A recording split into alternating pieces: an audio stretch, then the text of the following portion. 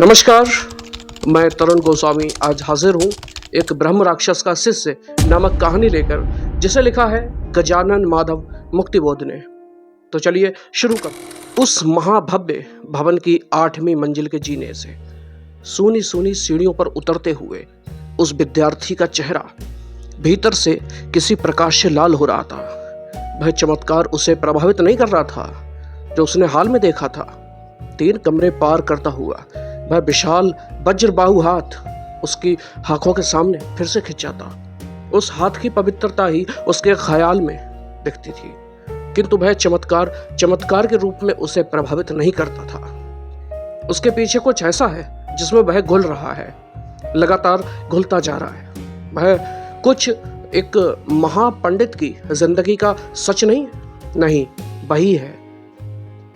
5वीं मंजिल से 4थी मंजिल पर उतरते हुए ब्रह्मचारी विद्यार्थी उस प्राचीन भव्य भवन की सूनी सूनी सीढ़ियों पर यह श्लोक गाने लगता है। मेघ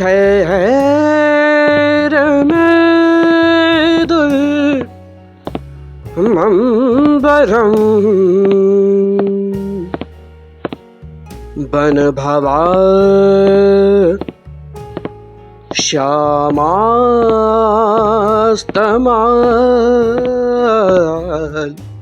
द्रमा। विद्यार्थी सीढ़ियां उतरते हुए इसी श्लोक का पाठ कर रहा था। इस भवन से ठीक 12 वर्ष के बाद यह विद्यार्थी बाहर निकला है।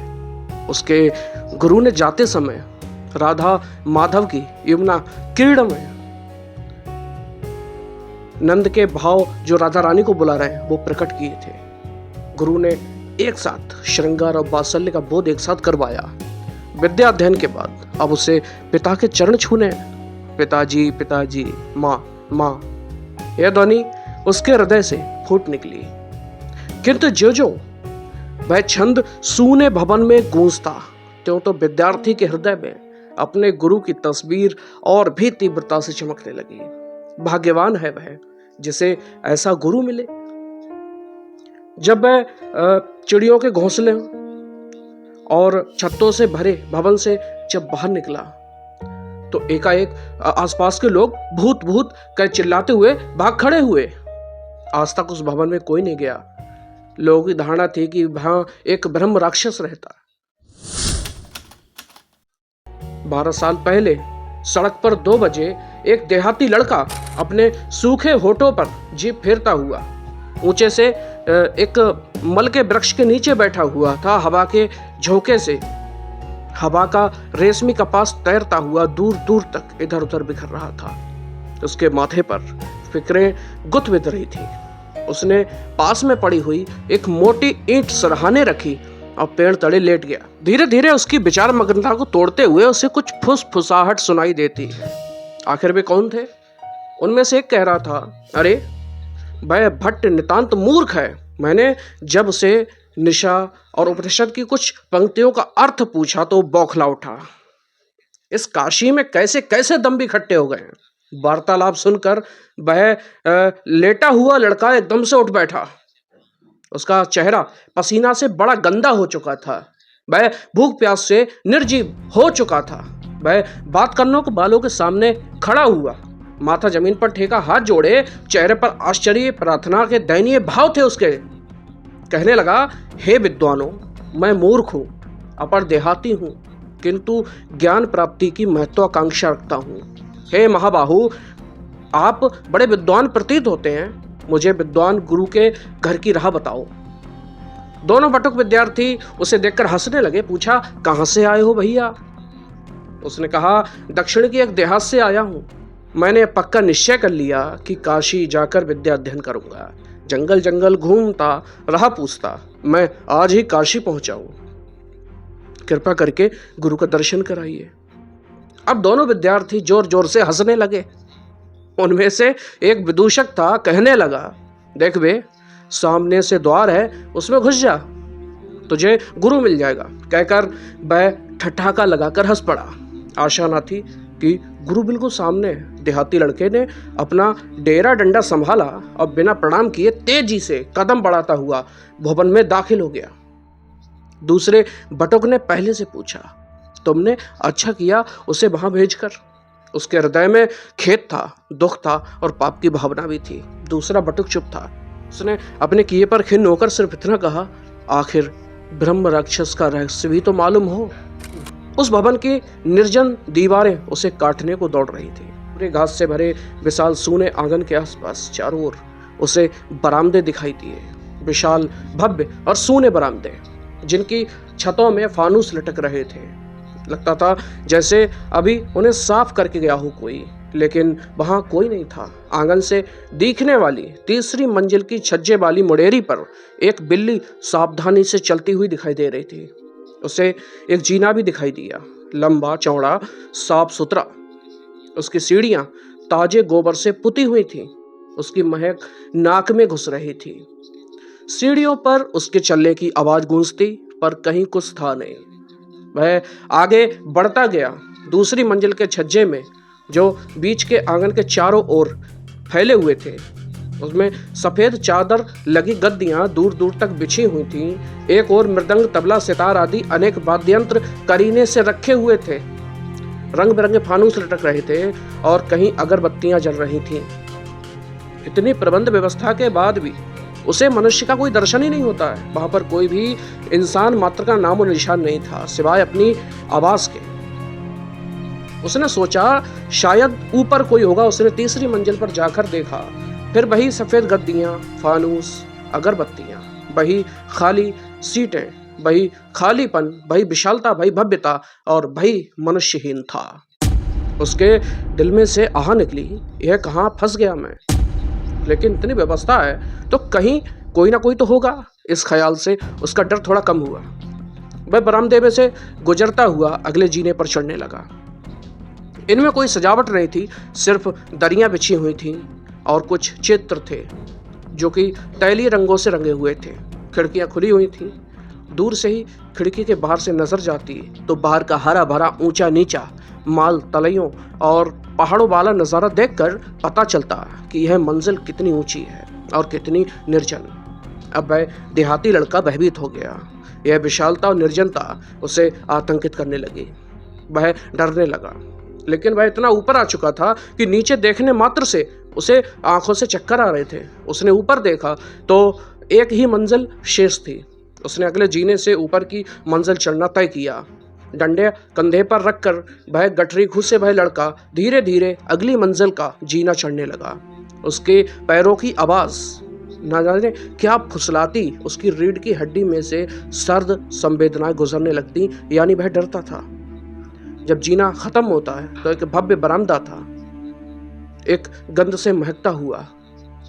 सभी ओर व्याघ्र के आसन बिछे हुए थे। बहुत देर तक इधर उधर देखने के बाद उसे एक शाल में लिपटे हुए, बड़ी लंबी जटाओं वाले एक मनीषी ध्यान मुद्रा में बैठे हुए दिखे। उसने दरवाजे पर मत्था टेका। आनंद के आंसू आंखों में खिल उठे। उसे स्वर्ग मिल गया। ध्यान मुद्रा भंग नहीं हुई तो मन ही मन माने हुए गुरु को प्रणाम कर लड़का जीने की सर्वोच्च सीढ़ी पर लेट जाता है। तुरंत ही उसे नींद आ जाती है। वह गहरे सपनों में खो गया। थकित शरीर और संतुष्ट मन ने उसकी छांव को मूर्त रूप दिया। वह विद्वान बनकर देहात में अपने पिता के पास वापस पहुंच गया है। उनके चरणों को पकड़े उन्हें अपने आंसुओं से तर कर रहा है और हृदय होकर कह रहा है कि पिताजी, मैं विद्वान बनकर आ गया, मुझे और सिखाइए, मुझे राह बताइए, पिताजी पिताजी पिताजी। और माँ आंचल से अपनी आंखें पोंछती हुई ज्ञान गौरव से आंखें भरकर अपने हाथों से खींचती हुई उसे गोद में भर रही हैं। पिता का वात्सल्य भरा हाथ उसके शीश पर वात्सल्य भरा हाथ बनकर उसके सिर पर रख गया। ब्राह्मण ने कठोर होकर कहा कि तुमने यहाँ आने का साहस कैसे किया, कैसे आए? लड़के ने मत्था टेका। भगवान, मैं मूढ़ हूँ, निरक्षर हूँ, ज्ञानार्जन करने के लिए आया हूँ। ब्राह्मण कुछ हंसा। उसकी आवाज धीमी हो गई, किंतु दृढ़ता वही रही, सूखापन और कठोरता। तूने निश्चय कर लिया है? बोला, जी नहीं, तुझे निश्चय की आदत नहीं है। एक बार और सोच ले। जा, फिलहाल नहा दो उस कमरे में, वहां जाकर भोजन कर, लेट, सोच विचार, कल मुझसे मिलना। दूसरे दिन प्रत्येक प्रातःकाल में लड़का जागृत हुआ, गुरु की पूजा की थाली सजाई और आदेश की प्रतीक्षा करने लगा। उसके शरीर में एक नई चेतना आ चुकी थी। नेत्र प्रकाशमान थे, विशाल बाहु, प्रतुवक्ष, तेज ललाट वाले अपने गुरु की चर्या देखकर लड़का भावुक रूप से मुग्ध हो चुका था। वह छोटे से छोटा होना चाहता था कि जिससे लालची चींटी की भांति जमीन पर पड़ा मिट्टी में मिला ज्ञान का शक्कर का एक एक कण साफ देख सके और तुरंत उसे पकड़ सके। गुरु ने संशयपूर्ण दृष्टि से देखकर पूछा, सोच विचार लिया? जी, डरी हुई आवाज में उसने कहा।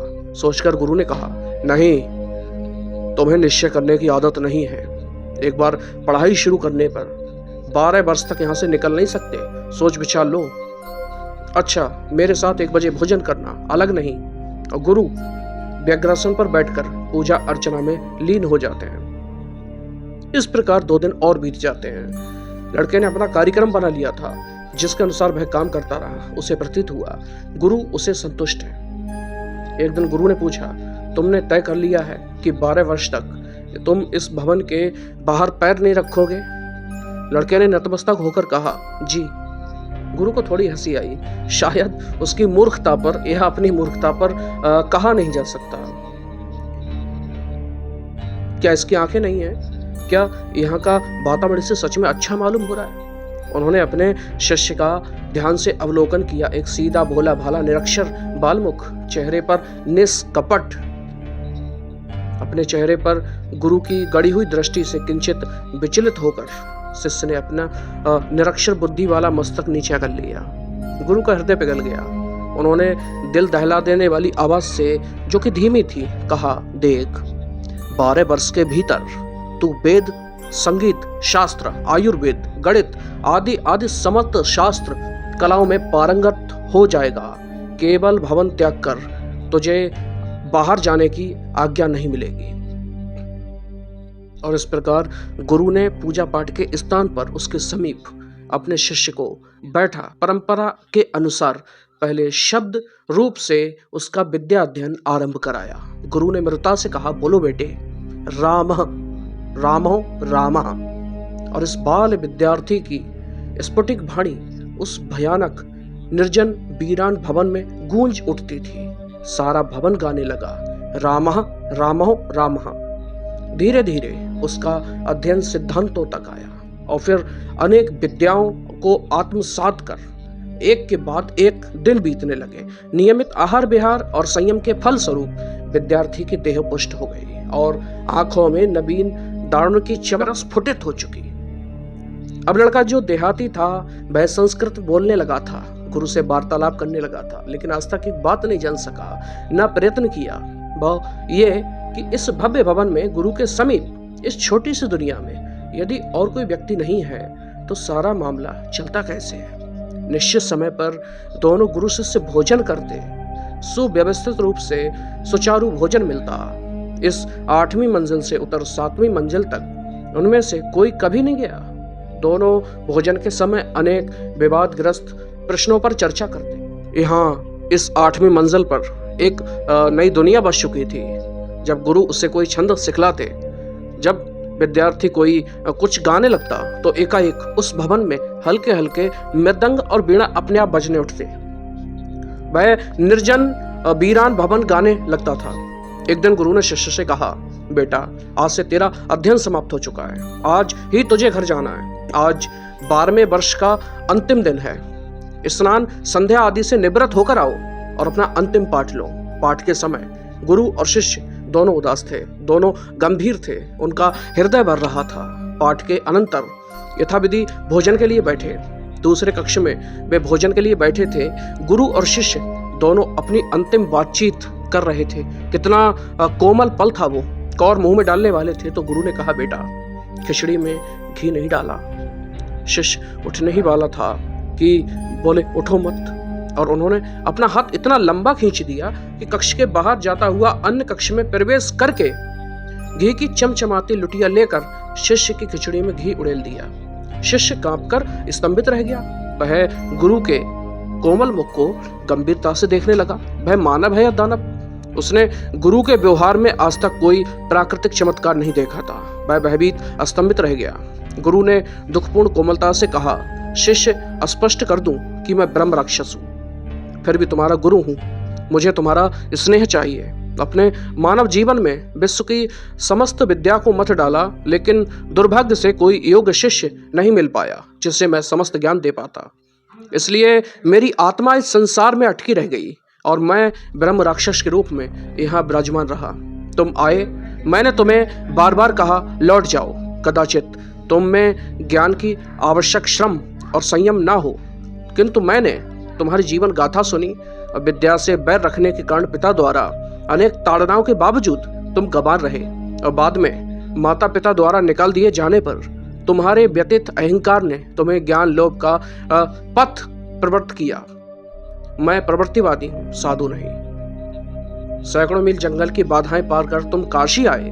तुम्हारे चेहरे पर जिज्ञासा का आलोक था। मैंने अज्ञान से तुम्हारी मुक्ति की। तुमने मेरा ज्ञान प्राप्त कर मेरी आत्मा को मुक्ति दिला दी। ज्ञान का पाया हुआ उत्तरदायित्व मैंने पूरा किया। अब मेरा यह उत्तरदायित्व तुम पर आ गया है। जब तक मेरा दिया किसी और को ना दोगे, तब तक तुम्हारी मुक्ति नहीं। शिष्य, आओ, मुझे विदा दो। अपने पिताजी और माताजी को प्रणाम कहना। शिष्य ने जैसे ही मस्तक रखा, आशीर्वाद का अंतिम कर स्पर्श पाया, जैसे ही सिर ऊपर उठाया तो वहां से वह ब्रह्म राक्षस गायब हो चुका था। वह भयानक वीरान बरामदासूना था। शिष्य ने ब्रह्म राक्षस का आसन लिया और उनका सिखाया पाठ मन ही मन गुनगुनाते हुए आगे बढ़ गया। तो कैसी लगी आपको ये कहानी, कमेंट बॉक्स में जरूर बताइएगा। मिलते हैं अगली कहानी के साथ, तब तक के लिए नमस्कार।